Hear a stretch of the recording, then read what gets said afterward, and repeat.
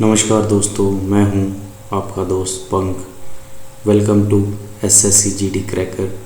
आज हम पढ़ेंगे कैसे क्यूब रूट फाइंड कर सकते हैं 2 डिजिट्स में। बहुत इजी है ये, स्क्वायर रूट से भी इजी है। इसलिए सबसे पहले हमें जो चीज़ आनी चाहिए 1 से 9 तक क्यूब पता होना चाहिए, तो उससे हमारा काम बहुत इजी हो जाएगा। हम स्टार्ट करेंगे अभी। जैसे हमें 1 का क्यूब 1, 2 का क्यूब 8, 3 का क्यूब 27, 4 का क्यूब 64, 5 का क्यूब 125, 6 का क्यूब 216, 7 का क्यूब 343, 8 का क्यूब 512 और 9 का क्यूब 729। ये हमें पता होंगे तो हमारे लिए इजी रहेगा।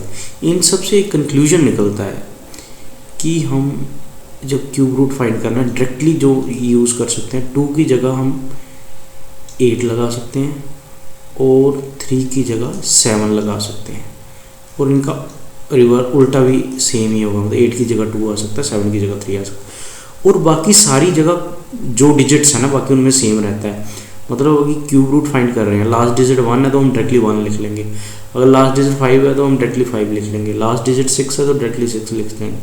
सिर्फ ये 2 और 3 याद रखना, 2 का 8, 3 का 7 नहीं भी याद रखना। अगर आपको ये 9 तक आ जाते हैं आप लिख लो, तो उससे भी आपका क्यूब रूट निकल जाएगा। हम एग्जाम्पल्स लेंगे, 4-5 एग्जाम्पल्स करेंगे ताकि आपका कंसेप्ट क्लियर हो जाए।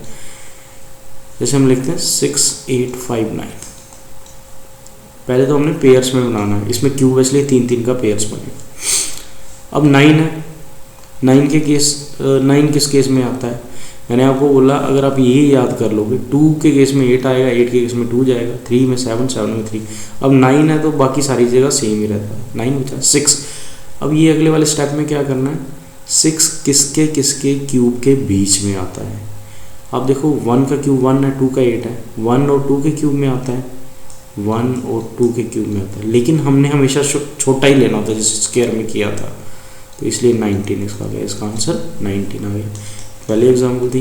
दूसरी एग्जांपल लेते हैं 1, 7, 5, 7, 6। दूसरी एग्जांपल देते हैं, 3 का पेयर ले लिया, ठीक है। 6 है, 6 का 6 ही रहेगा। अगर इसमें से भी देखें, देखो 6 जो है किसके क्यूब में आता है? 6 के क्यूब में ही आता है और किसी में नहीं आता, इसलिए हमारा ट्रिक भी हो गया, हमने इससे भी देख लिया। 17 किसके किसके क्यूब में आता है? 17 आता है 2 और 3 के क्यूब में। 2 का 8 होता है, 3 के 27, इसके बीच में आता है 17, इसलिए इधर हम लिखते हैं 2 और 3। पर हमने छोटा लेना तो इसलिए 2 आएगा, इसका आंसर आ जाएगा 26। तीसरी एग्जाम्पल हम लेते हैं 5, 4, 8, 7, 2।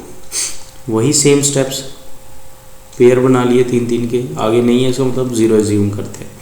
अब हमने जैसे पढ़ा 2 की जगह हम डायरेक्टली 8 लिख सकते हैं क्योंकि 2 का किसके क्यूब में लास्ट में 2 आता है?